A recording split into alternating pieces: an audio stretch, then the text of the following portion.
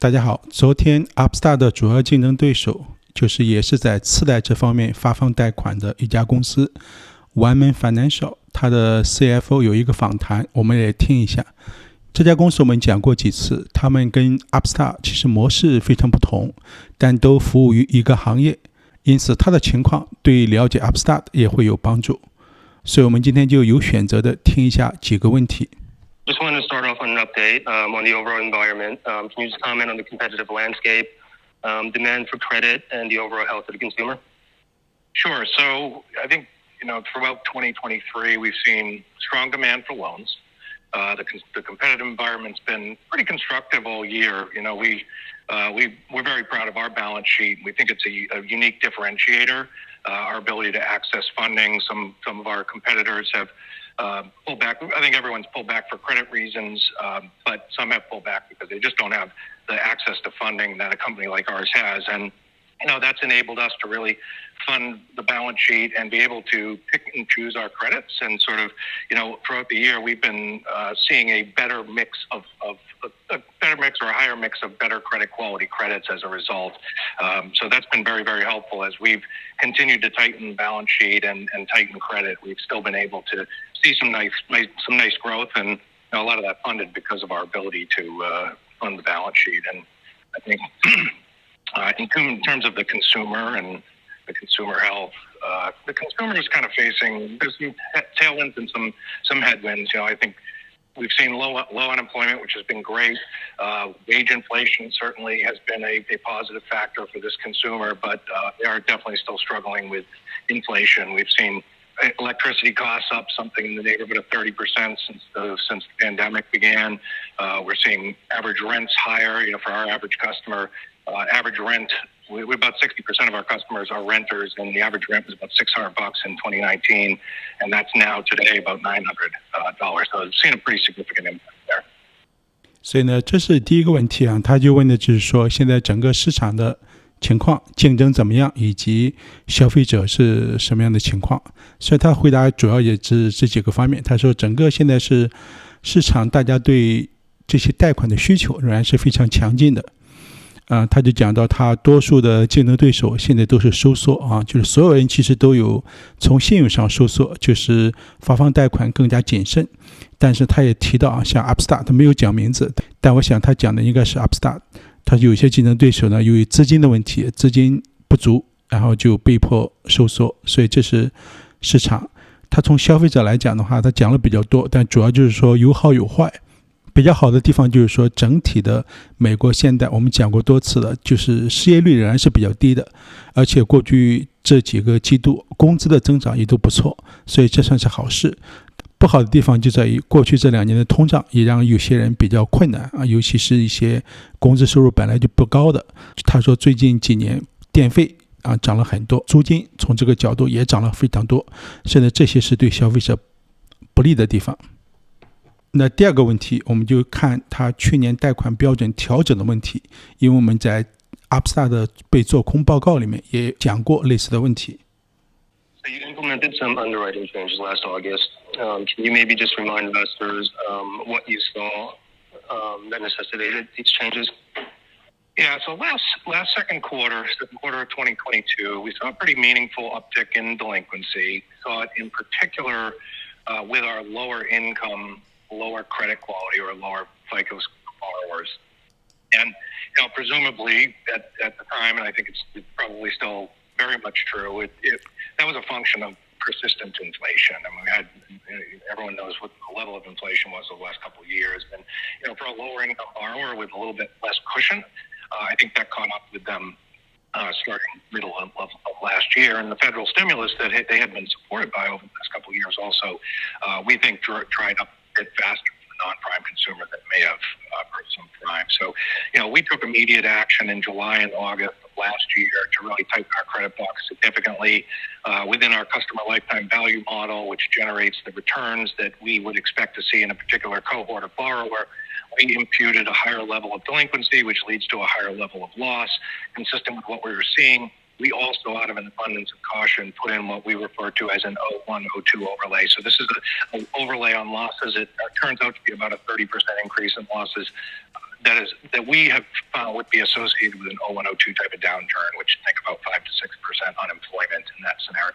So, effectively, what we're doing in our underwriting and have since last August is underwriting to an expected loss that's about 1.6 times normal. Think about normal as 6 to 7% for our portfolio, so you've got a 9% range in terms of what we're building into our models. If you still pass our return hurdles into that increased stress, we'll still write that loan. And that's generally speaking at 20% return on tangible with our current leverage levels. And so that was kind of what I would call a big macro overlay that we put into our underwriting that we think cut out probably $1 billion of annual originations. And, we've been very pleased with what we're seeing. Really the result of this underwriting tightening is that we went from about 35% of our originations being in our top 2-tier risk grades to now 65%. That's continued throughout this year. And so we've been pleased with what we've seen. We measure the expected performance on those vintages against pre-pandemic levels. And, no period is ever perfect, but we have a lot of data so we can see are things performing within reason where our expectations are. We've been very pleased with the front book. Of course, in this business also, you're always evaluating. And so, we continue every month. We're looking at performance data. Where can we tighten? Where were we wrong on the positive side? So there's always some puts and takes and opens and closings within our credit box. But I would say net over the last year, we've been net tightening the credit box. And coming back to some of the demand benefits we've seen in our originations, we've been able to really tighten that down, pick the loans we want to underwrite, and still growing quite nicely. Got it. Okay. 所以呢，他这个比较长啊，就是他说，我们知道您去年公司调整了贷款标准，就是让大家贷款比较更难啊，所以能不能讲一下具体的情况？所以他回答主要包括几部分。他说，去年2季度，就是2022年的2季度，他们就开始，我相信跟 Upstart 一样，大家在市场看到的情况都相同，就是尤其那些本身信用不太好的那些消费者，他的坏账情况确实就有比较显著的提升。主要的原因就是一方面是通胀，一方面就是之前是政府大撒币，那这个大撒币结束之后啊，这些人确实经济情况变差，所以呢，他们就迅速调整了他们的贷款标准。他这里也提到一个词，就是 overlay 啊，就我们讲的 Upstart 类似那个 UMI 的概念，就是他在自己的贷款的标准之上又加了一个对未来的经济预期比较差的这么一个假定。所以他就假定像就是08、09年啊，就是上次经济危机一样那种比较差的就是5%、6%以上的这种美国的普遍的失业率，坏账呢是他正常坏账水平的大概 1.6 倍，这就相当于 Upstart 的 UMI 是 1.6 是这样的水平。因此呢，他那个标准就提高了，他要收的那个 commission take rate 也就自然就高了。所以他说整个他们调整之后，看他的情况是说他们损失了大概是$10亿的贷款就是如果是收入的话，如果 10% 就是大概$1亿是这样。那从最后的结果看呢，他说我们就是现在再看我们从去年年中到现在发的那些贷款的消费者，就他们的信用好了很多就是具体的比例就是说他们在所有的发的贷款的当中的那个信用度最好的那2档最上面的2档之前的比例是 35%， 就是不到一半，现在是 65%， 就大幅度超过一半接近就是 double 了的水平。那经过这次去年年中这次调整呢，它整体感觉结果不错，现在的坏账呢还在它的预期之内，而且呢其实它的公司就是比去年同期收入还是略有增长的。那么第3个问题分析师就问到这个具体它这个 overlay 是怎么决定的。 Thank you. In terms of the overlay you mentioned earlier, the 0102 overlay, triggered a question for me. How do you arrive at your economic forecast? Is that internal? Is it external? And what would cause you to put an 0809 overlay on? Is that your call, or is that some external party's call about the outlook? Yeah, I think, all this stuff is our call. I mean, it is our business, and we make these decisions. I've gotten questions before about maybe reserving being a bit different than how we're thinking about underwriting, and that's okay. We have, there's a lot of specificity in our reserving models, and, again, we use a number of different forecasting sources for our unemployment rate assumptions. I would call the 0102 not a projection of what we think is going to happen, but simply a conservative approach to our underwriting, particularly in an environment where we're going to have a lot of opportunity to write good loans. And, this was our mechanism and our method for tightening down the credit box in a very methodical way, where we can then shift our mix up to a higher credit quality instrument. I mean, we could have just said, we're going to cut off risk grade below a certain level, but because we have a state-based model, we can underwrite up to 36% in California. In Maryland, we can only underwrite up to 22%. And so those different states require you to think about risk in different ways because of the APR dynamics there. And so the best way for us to employ those strategies is to increase loss expectations in our models. That produces a different outcome in California than it does in Maryland. And it's much more effective than us just saying cut off B or whatever we want to decide there. And so, again, those are all our decisions. I think 0809 was pretty rough, as some of us in this room remember. I personally don't see that. I think the way we're underwriting today, though, is almost pretty spot on what we saw in 0809.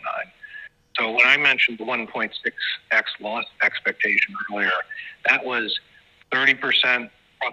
30% higher delinquency today from persistent inflation, plus 30% unemployment stress from 0102. When you put those two together, it looks like what 0809 looked like. We topped out at about 10% annual loss rate in 0809 with teens unemployment, and so we feel good about where our underwriting is today. And keep in mind, when we have that cutoff of 20% return on tangible. So even in an 0809 downturn or in the current construct with 0102 plus inflation, we're still making a 20% return on tangible. And so that gives us a nice bit of cushion to feel comfortable about where we are. 他的问题就是说，能不能讲一下你这个上面这个 overlay 是怎么决定的？是你自己决定还是看外面什么指标？CFO 的回答是这样，他说这些呢，我们当然是我们公司自己决定的。他说呢，我们其实如果在美国运营的话，在不同的州，其实我们在每个州发出的贷款最高的利息能是什么样的上限？每个州都有法律的规定。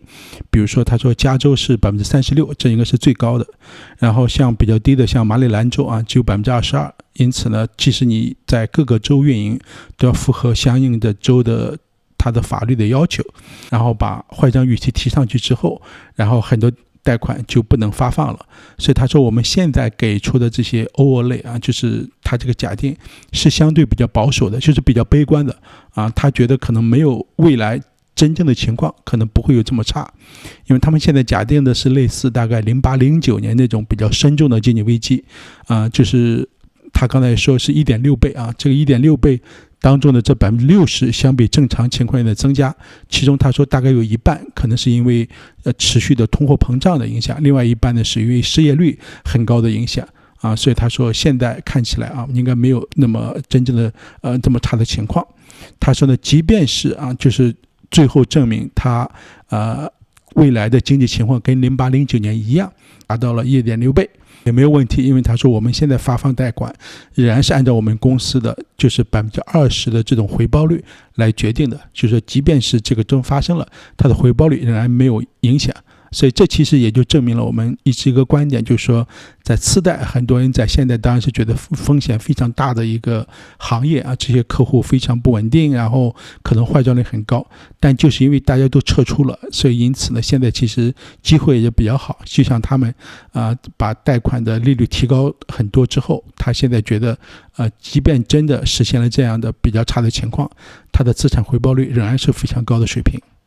那我们最后再来看一个问题，就是关于这家公司的估值的问题这是我们以前一直讲的一个观点，就是说你可能每个公司在不同的情况，由于你公司的具体的特殊的模式，让你有时候可能比较强，有时候可能比较差。比如说现在 Upstart 当然问题就是说他账上自己的资金不多所以呢他在拿到长期资本之前呢就会受这个限制。One Main 呢，就是我们今天讲的这家公司呢，就跟这个相反，因为它有很多长期的来自银行的贷款所以呢，保证了它的收入呢相对比较稳定，比较有持续性但是问题也就来了，由于它有这样的情况呢，市场呢把它的估值就放得比较低因为它是一种所谓高风险低增长的这么一个财务的公司。所以呢，最后的问题就有人问你们公司的估值到底怎么回事？ Hey, Mike, thanks again. Not to take this question personally, but your company, and I haven't looked at the valuation multiples as of today or last month, but for a long time it's traded in around 6 times PE for a market leader with great returns on capital. Why do you think that is? And are there catalysts in your mind that can take the valuation up to maybe the longer term averages for the sector, which would be high single digits, even low double digits? Yeah, I'm watching the timer tick down here and don't think I have enough time to answer that question. It is one that I've spent a lot of time thinking about. I think, being a wholesale funded balance sheet in the non-prime sector tends to be something that people shy away from for whatever reason. I've been with this business for 10 years. I've known it from when Citi owned it, and I don't really understand that mentality. I think, our returns are second to none. We feel really, really confident that in any type of environment we can be successful. I talked about our funding programs, and our access to funding is second to none. I wish I knew the answer to that question. We certainly don't get credit for our return on tangible. We sort of sit off regression lines there, and I think for us as a management team, we can't be too focused on that. We're trying to run a great business, deliver great returns for our shareholders, and fit in a very, very important segment in this United States. About half of the United States is non-prime. And we are the biggest player. And I think as long as we continue to execute, we get through this strange little market that we've been in for, sad to say, 3 years. I think that will improve over time. We're working on multi-product strategy such that we aren't sort of pigeonholed into our historic just branch-based network. We've got the cards. We've got a lot of acquisition opportunity in the general market for cards, and we're working on distribution channels with purchased auto. So, I can see our business continuing to grow, and that's all we can do, as a management team to try to continue to deliver for all of our shareholders. Thanks for that question. 所以呢，他其实问题呢比较尖锐。他说：“我看了你们公司的报表所以说觉得你们是公司这么大行业里面的领导者。那为什么你的公司的估值这么便宜就一直是长期是 PE， 就是市盈率在6左右这是比较低的。即便是按照财务公司，比如说按照银行的这种业界的估值，这也是比较差的。因为银行的一般的估值大概在8、9，然后比较好的银行可能是大概10到12这个水平。我们之前讲像摩根大通美国银行就这些银行的水平。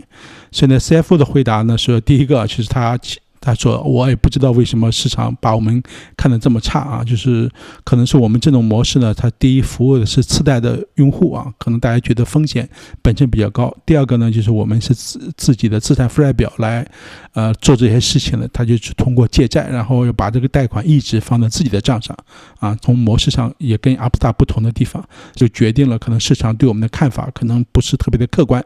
但是呢，他觉得公司还是非常不错的了他说我们是服务的次贷客户，但次贷客户是美国所有的消费者的一半美国10个人当中有5个人是次贷的水平，就是没有达到 Prime 这个水平。所以他认为这是一个很大的行业，他在这里面呢就规模也是比较大的，而且公司现在在向信用卡以及其他业务在扩张所以他觉得未来还是有很多的增长点，而且公司控制风险一直比较好。他觉得不管是未来情况怎么样，他们都可以在不同的情况下盈利。所以呢，只能是说长期呢希望股东能够体谅，通过增长把估值然后变高一些但这样的公司确实是短期估值增加是比较困难因为市场会一直用有色眼镜来看你。好吧，这是 One Main Financial 所以这个讲了之后，我希望对大家理解 Upstart 也有帮助。谢谢大家，如果喜欢请点赞。视频不是投资建议，谢谢，再见。